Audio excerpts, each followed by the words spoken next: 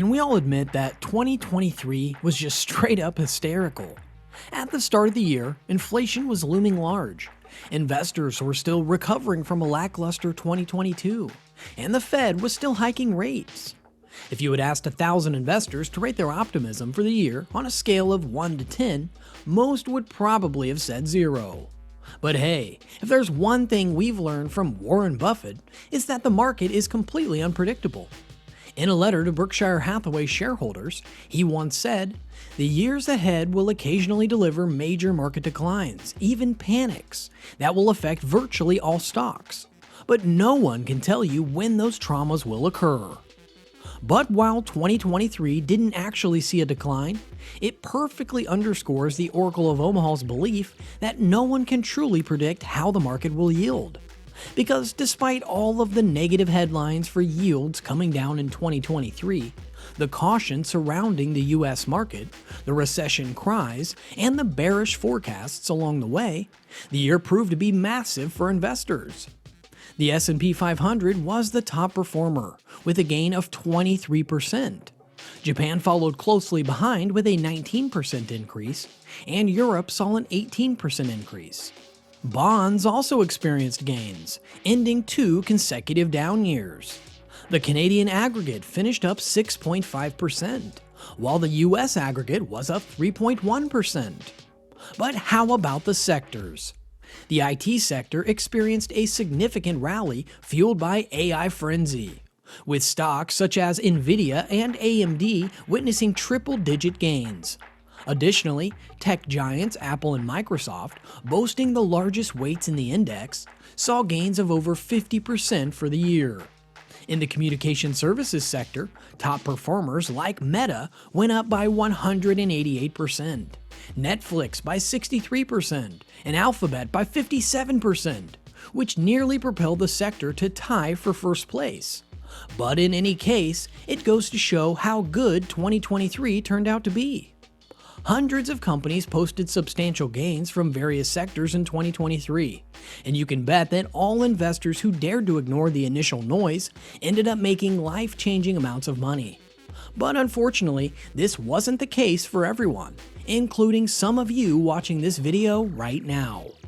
Think about it for a second. Did you actually win from the booming market last year? If your answer is no, then unfortunately, you're a part of the bracket. But instead of being defeated and licking your wounds, it's time to sit up and smell the coffee. What if we told you that the main reason you failed to make lots of money last year was because you were lied to? Yeah, just like every other year, 2023 was filled with lots of deceptive narratives, lots of pessimism, and cries of doom and gloom. Subconsciously, these lies seeped into the minds of thousands of investors who, unbeknownst to them, applied them to their investment strategies, and thus missed out on life-changing gains. Guys, stop whatever you're doing and pick up a pen and paper. Take a sticky note, your laptop, whatever it is you take notes with, because today, we'll be taking a leaf out of Warren Buffett's book to unveil the ultimate reason why investors keep losing money each year.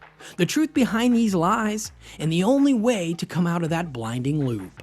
But first, we've got to take off the blindfolds.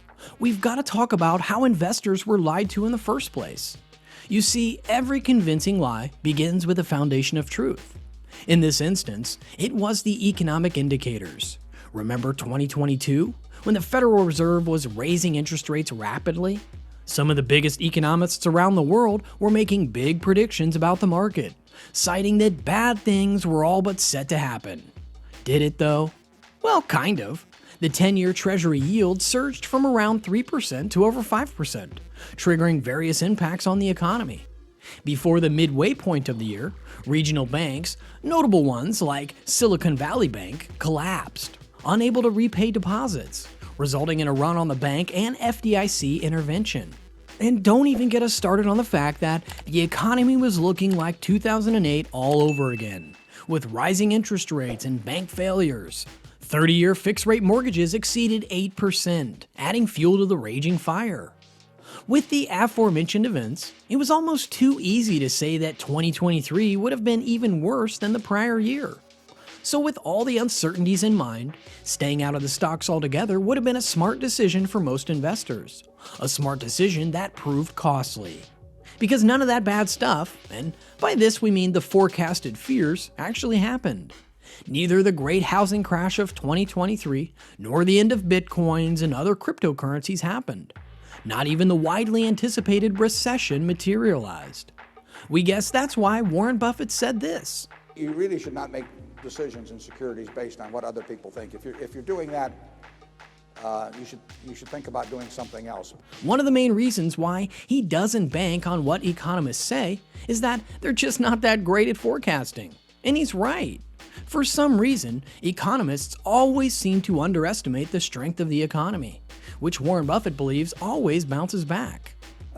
The economy's been improving since the fall of 2009, and it continues to improve. Guys, the economy always diverges from what's anticipated, and that's why Warren Buffett never makes a decision based on it. Instead, he does this. Predictions about what individual businesses will do over time, and we compare that to what we have to pay for them. Warren Buffett made a name for himself by being a great stock picker and not a macro strategist. So you'll often hear him preaching about the merits of seeking out great businesses with great owners. He believes these great businesses with good management will always be able to succeed during difficult times, just as they would during good times. Nevertheless, have you ever wondered why economists, despite often being wrong, continue to command attention with their forecasts of doom and gloom, recession, stagflation, and economic collapse? Believe it or not, it all boils down to their attention-grabbing narratives.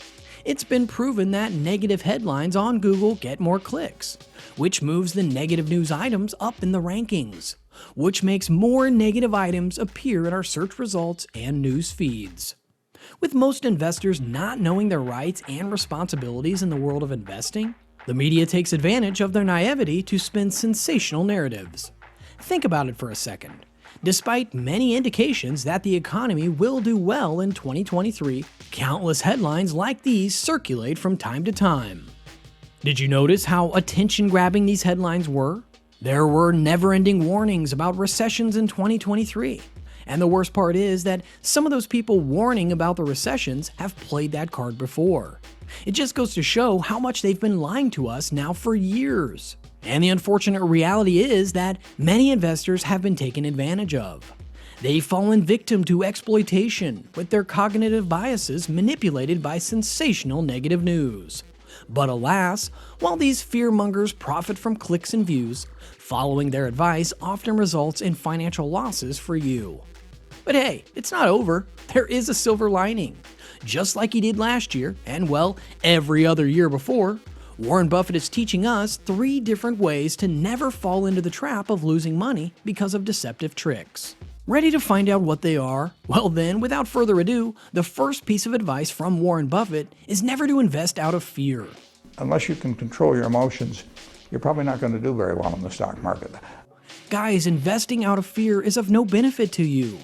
Rather, it kills your returns and makes you susceptible to negativity bias and loss aversion, which in turn will always have you second-guessing any move you make. Fearful investors suffer losses on both ends of the spectrum. During market downturns, they withdraw their investments out of fear of further losses.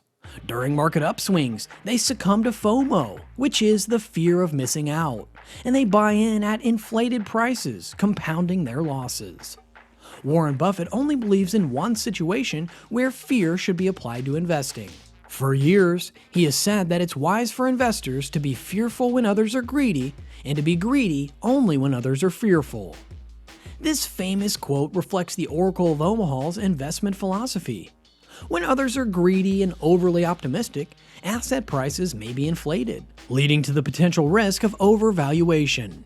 But in contrast, when others are fearful and pessimistic, prices may be lower, presenting buying opportunities for long-term investors. Essentially, he is advising us to avoid the herd mentality and instead capitalize on market inefficiencies by acting counterintuitively. Remember when he talked about the fact that the economy always bounces back? Warren Buffett has lived through several economic crises, like wars, recessions, pandemics, and threats of nuclear war. And yet the stock market continued to go up routinely, just like what we saw in 2023 and we will see in the future. But again, this would be impossible without his second advice on never falling for the doom and gloom predictions of economists. Again, no one can predict the future, not even Warren Buffett, and that's why he believes it's, in fact, the biggest mistake that most investors make. Well, the biggest mistake they make is listening to a lot of other people and buying something because they think it's going to go up next week or next month, and for whatever reason people give you. Despite their appearance, regardless of their attire, network, firm, or think tank affiliation, these so-called economic experts lack the ability to accurately predict the future. And this has been repeatedly demonstrated by historical data. Despite the amount of money, time, and energy that Wall Street economists, traders, and CEOs spend each year on stock market predictions, they're pointless. According to a survey conducted by American firm CXO, which assessed 6,582 forecasts for the U.S. stock market published by 68 different experts between 2005 and 2012, only 47% turned out to be successful. Yeah, you heard that right. You're more likely to make an accurate market decision by flipping a coin than by following market experts. So the next time a stock market forecast makes you think about selling something outside of your investment policy statement or buying something based on a frenzy, ask yourself this question: why should I be relying on something that is usually wrong? During periods of record highs in the market, pessimists often emphasize uncertainty and high valuations. However, savvy investors should take a step back and realize that financial markets have never ever been, nor will they ever be, certain. As if otherwise, prices would either be zero or infinitely high. From today on, stop listening to economists and their doom and gloom predictions. Instead, invest based on well-rounded research on companies and their long-term horizons. But speaking of businesses, Warren Buffett's final advice for all investors is to only pick businesses that they understand. You should understand what you buy. Now, Warren Buffett's investment strategy hinges on his insistence on understanding the businesses he invests in.